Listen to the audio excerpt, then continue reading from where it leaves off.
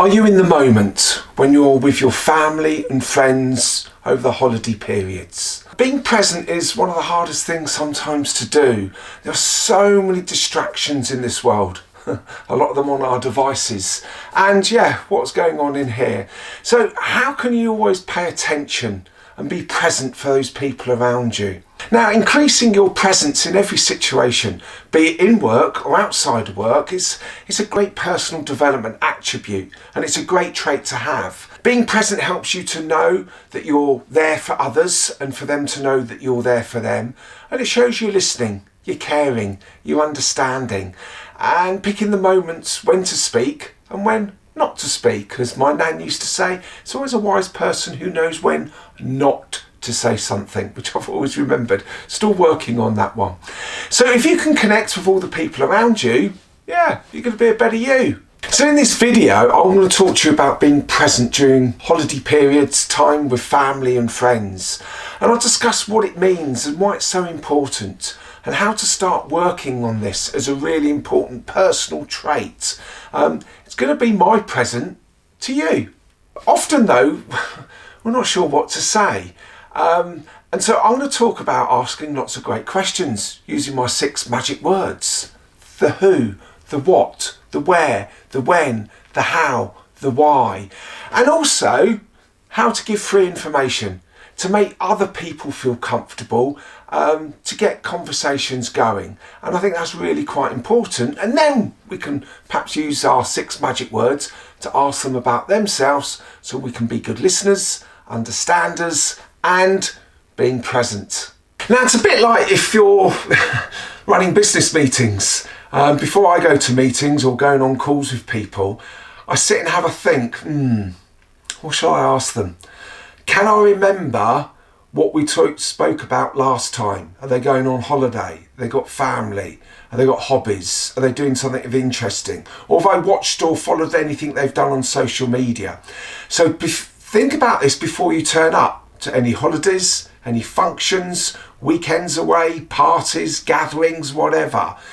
Do a little bit of homework. Perhaps have a chat with your partner. Perhaps have a chat with other family members or friends. I call it, please can we just remind David who's doing what? Because I forget everyone's names in the family. I sometimes forget what they've been doing, and then I meet it and it comes into my head. So hey, let's prevent that from happening, and let's turn up organised with what I call, please remind David. So just add your name to that. Please remind Michelle, please remind Rebecca, please remind, whatever your name is. As I said, it's a bit like preparing for business meetings with your team, senior managers or clients. It just works. So what does present really mean? To me, it's being there for others. I think it's a great trait in emotional intelligence. A couple of occasions recently I've had.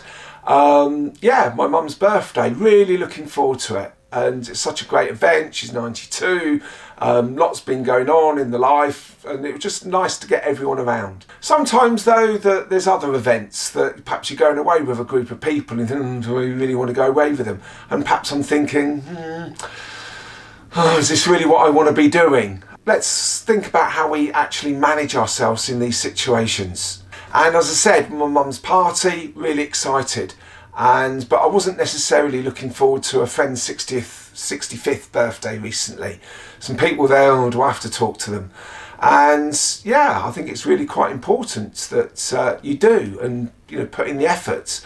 And choosing to be present, decide to make the most of it with no resentment or bad feelings. Just take that over there. Go on, turn up and be good for the person whose party it is, in terms of the 65th that I wasn't necessarily looking forward to. And my wife always says to me, just humour them. You're only going to be there for a couple of hours. And when she says that to me, bear in mind what I do for my job, I should really know better, shouldn't I? I agree, but sometimes I'm not always as good as I'd like to be. So that I do have to work on. And also, what I'm going to talk to you about is that small talk and being present and asking questions and being there for other people. And your family will appreciate your efforts. But I do appreciate this is a skill. This is a really important trait. And it isn't always easy. It is hard to do.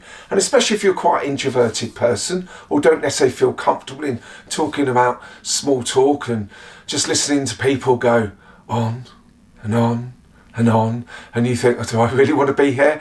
But yeah, let's all put that aside. So choose to be present in everything and everywhere you go. So as I said, can you just update David what's going on? Because he always forgets what's happening. So if there's children at the event, they can be sometimes quite difficult to engage with and sometimes brilliant to engage with. So if there's really young children, go and play with them. But whilst you're there, ask them some questions. What are you into? What do you like watching? What do you like doing? What's on the internet? I always think this is a great question to ask them. So what advice would you give us parents? They've always got an opinion. Who's funny at school? Who's naughty at school? Don't ask them what they're learning, because they're just going, that's boring. Think of some other different types of questions. What's cool in the gaming area? Get them talking about things and ask them lots of follow-on questions. Why do you enjoy that? What's good about that? What don't you like? And ask them things that you know that they've been doing, perhaps trips, holidays or parties or events. Ask them for their views, depending there again on the age of the children. But be interested, be present. They will like you for it, and it's a great way of building great relationships. And as time goes on, hey, we're going to learn from these children. So it's great to build good relationships with them. Yeah, perhaps asking people questions of your age, perhaps your brothers or your sisters or your cousins, etc. So remember what they do for work. Remember where they've been recently with work. Perhaps the challenges they're having. Perhaps if they're having a difficult time, don't bowl in and go, hey, yeah, my business is great. Have a little bit of emotional intelligence there. Try to remember what you spoke about last time. I think this is a really good trait. And there again, it's the same with meetings with senior people and clients and your team. Remember what you talked about and how did those conversations go and what they've been doing since, or what were they going to go and do. Perhaps travel, projects, hobbies. And yeah, if people are opening up about their views, don't disagree with them. You don't need to turn it into an argument. Just find out why they think that way. And I know that is easier said than done, but it is good practice. Why do you think that? It's a very interesting viewpoint. And if you feel that you've got conflicting views, just keep quiet. You don't need to show yours. Just be present and show interest in them. As my wife would say, again, just humour them. You haven't got to be there for that long. And humour. If you've got great banter between you and the family and your friends, yeah, great, crack on if it works. But otherwise, just laugh at yourself. And yeah, be the person that isn't always, delivering the punchlines. And because some people don't always like the sarcasm.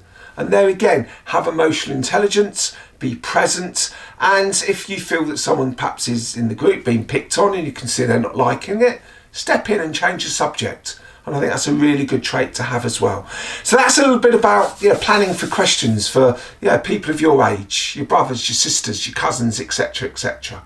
The next group I've looked at is your parents and perhaps your aunties and uncles. Have some good questions to ask them. There again, involve them. Ask them questions if you haven't seen them for a while about things you know that they like doing.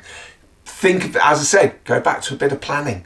Talk to your partner about this before you turn up. What do they do? Where they live? And make sure you've got all those things. Listen to them. Just be there for them. Just listen. Show you're interested with lots of good follow-up questions. Be inquisitive, which is always important. If they ask you about you, give them some detail, what I call free information. And talk about what you've been doing. Make it easy by, and this is really quite important, if people do ask you questions, try and elaborate a little bit, make it interesting, tell them some stories, but don't waffle on for too long.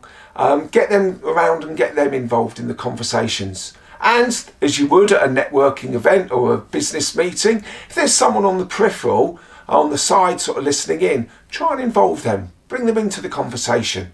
And I know it sounds a bit crazy to facilitate a conversation in a family gathering, but yeah, be that person. Well, what are your thoughts? Well, you've been away, haven't you? Bring them into the conversation.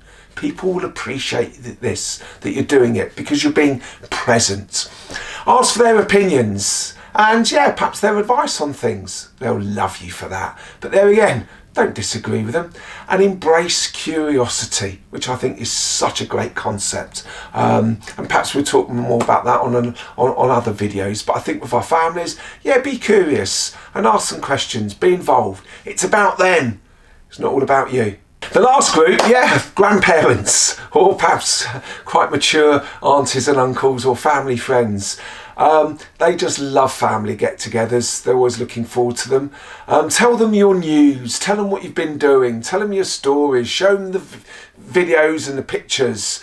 And yeah, how pleased you are to see them. Make them feel good, really important. Ask them about what they've been doing. Now, I do appreciate if they don't get out much, perhaps talk to them about what they've done in the past, where they used to travel to, people that they used to know. If they've lived in a road for many years, get them to talk about all the neighbours that have been there and about their lives. And there again, they'll thank you for it. You may have heard all these things before, but they'll still love you for it. And just be present. And remember what my wife said, you're not there for a great deal of time. Humour them, be interested in them, be there for them, be present. So thank you for watching. Be present. That's my gift to you and your gift to others. Please like and please subscribe to the videos, and I'll see you on the next one.